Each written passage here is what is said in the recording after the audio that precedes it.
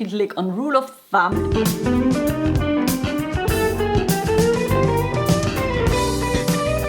Starts at minute 3, 2 seconds, and it's a really cool lick that I want to show you today. And first of all, I'm going to play it with the recording. You know, I'm always working with the iPad and the AnyTune Pro app. And I'm just like, you know, looping the line.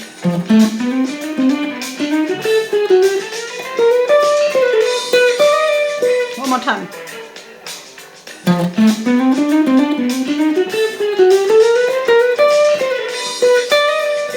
Yeah.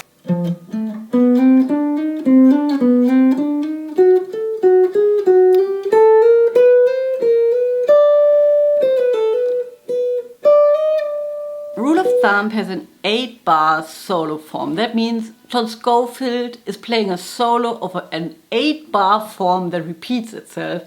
And the form is in G major. He has those chords, G at 9 with a B in the bass, that would be our tonic chord, C 4 chord, C sharp half diminished, raised 4 chord, D7 sus4, just like our 5 chord.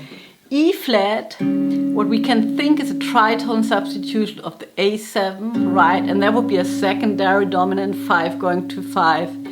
E7, another secondary dominant 5 going to 2. F7, I like to think about the F7 like a 4 minor chord. And then F sharp 7, G7. And F sharp 7 is also like a secondary dominant 5 going to 3. And G7 is also secondary dominant 5 going to 4. So lots of dominant 7th chords. And lots of different secondary dominants. Because, you know, not all dominant 7th chords are created equal. What I want to say is we can have different colors on a dominant 7th chord. They can hold a lot of tension. You can do a lot of stuff with it. That's why there are so many scales, right? You can use the altered scale over dominant 7th, the halftone, whole tone scale, the whole tone scale. I'm missing for sure some scales. Mixolydian, sharp 11, right? There are many scales that you can use on a dominant 7th chord, and there are specific reasons why you can or should start with specific scales on specific secondary dominants, but I'm not going to go into this today. But I just wanted to, you know, investigate this really cool lick that starts on the F7, right? And you know, the F7 in G major, some people refer to it as a back dominant progression, whatever. I just think C minor, right? Because F7 and C minor, just 4 minor. Anyways, he's starting on the F7, and there's a PDF that goes with this video so you can really have a look at all the exact notes that I'm playing. So he's just like starting F, A. That comes as no surprise, that's the root in the 3. And then he slides in from the B into the C, right? And the C is our 5 and the B is like a sharp 11 if you want to. And then he plays, right, so he's playing B to C, that's the target, D, to E flat, which is also the target, right? So where does stuff land? It lands on the C, which is the 5 of the F7, and it lands on the E flat, which is the flat 7 of the F7 chord, right? So we can think without, you know, like the embellishment, it's an F7 chord, and he plays an F7 arpeggio like this, F, A, C, E flat. But then just like F, A, chromatic approach into the C, chromatic approach into the E flat, right? But for me, I immediately thought, oh, maybe that could be the halftone, whole tone scale, which is a really cool scale, a symmetrical scale where you can do a lot of stuff with it, because I have a whole tone step, a halftone step, whole tone step, right? And because I see this on one string, I think, oh, right? And then he continues the line also with those notes. right? And then we're still on the F7, and then the next part of the line will start on the next chord, but up till this moment, right? I'm thinking, oh man, that could be really half tone, whole tone, and of course you can shift it.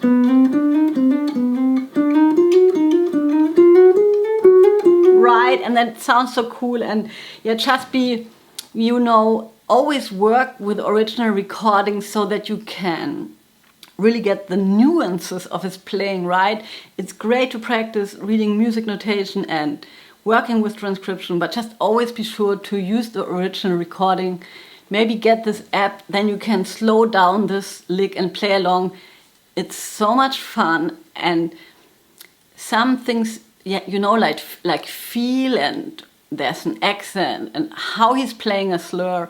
It's really hard to write that all down. It's much easier to listen to it. So right, on the F7, and then the next chord is an F#7. And it's just like starts here on the F sharp.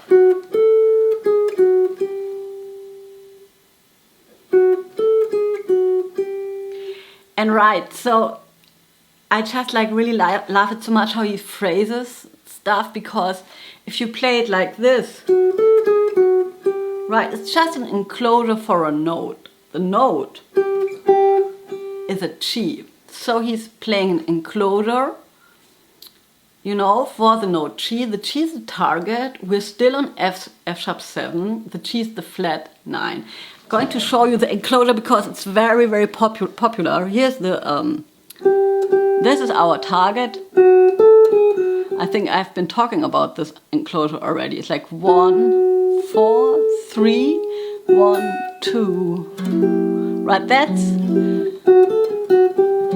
what he's doing here. But he's not playing it like, you know, 1, 2, 3, 4, 1 and 2 and 3 and 4. But he's playing it in his own way, and I'm going to play the line one more time up till this point so you can hear it.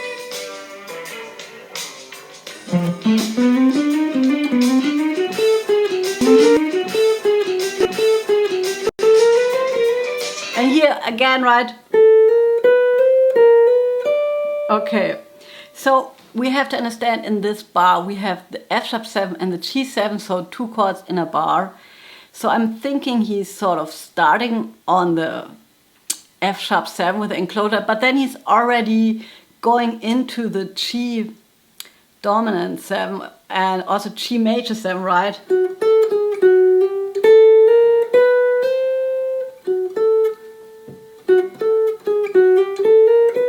Right, and we have, so right, he plays this enclosure.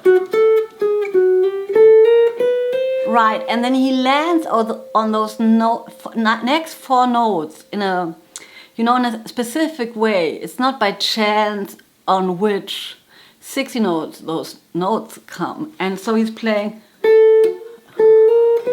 right? So always the second note and the fourth are just like the target notes, like we had it here, right?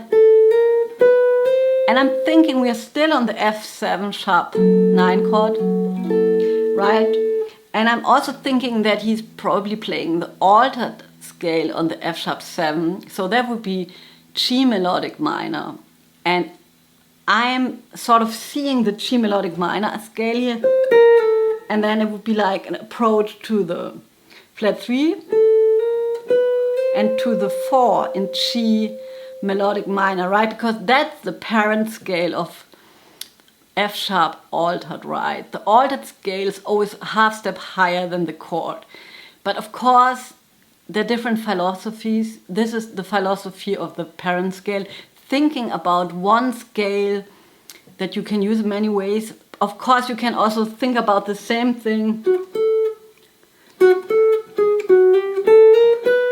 Just think about the chord, and then it's an approach, right, to the major 3 of the F7, F#7.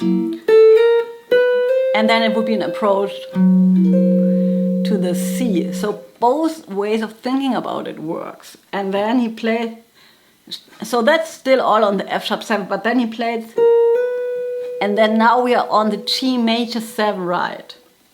Just like, you know, flat 3 to the major 3.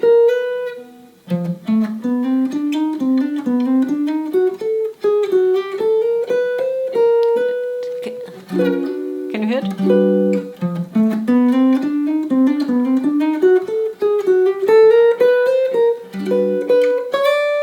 Right? And then from here on it's just G major scale. I always have to listen to this lick because I just transcribed it. I always have to listen back to it in between, so I'm making sure I'm playing it in the right rhythm, because if I sort of fuck up the rhythm and the phrasing, the notes become another meaning. It's so important where they are, right? So let's play it one more time.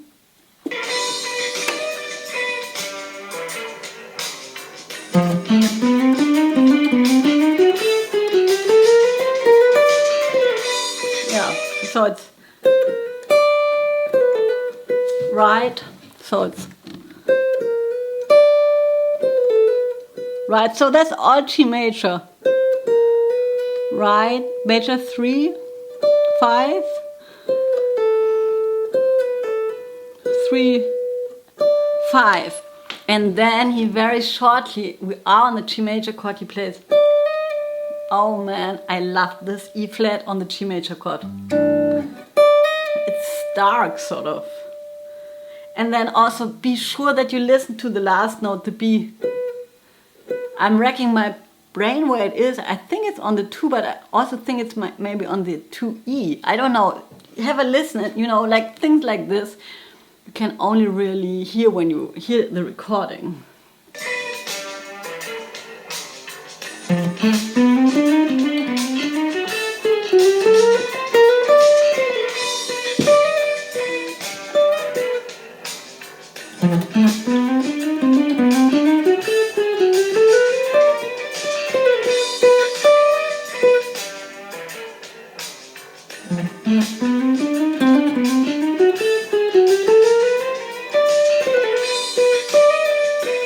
Let's have the original tempo. So right, with the app you can just, like, you know, go slower and faster by 5% beats per minute, right? It's like a training tool.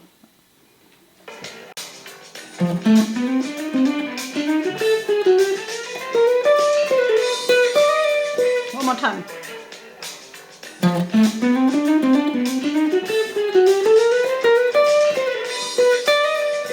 Yeah.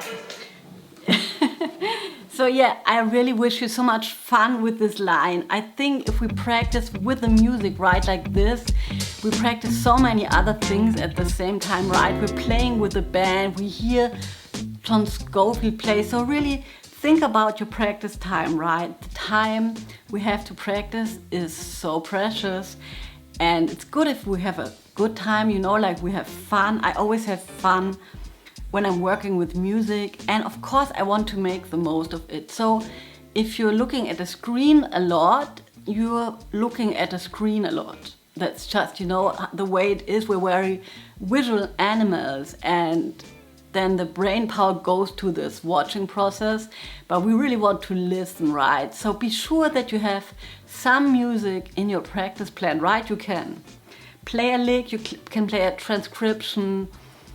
There are many exercises that you can do. Hey, I hope this is helpful, and I see you next week. Dear patrons, thank you so much for your freaking support. I also wanted to say I have this 5-day course coming up next week, right? Where I'm looking at 2 standards, but also to 3 solo transcriptions. This is one of them. If you want to partake, you get a 25% discount, but you have to write an email to me, you know, like tinajeckel@tinajeckel.com. Just write an email to me. You can't get the discount in my store, but I will give it to you if you write me an email, and then you can just, you know, have a lot of fun watching me explore stuff. Everything's going to be recorded. There's going to be PDFs. And even so, if you might not understand everything, you will have the PDF and the video to watch it again and again. I think it's going to be really cool. Okay, see you there. Bye.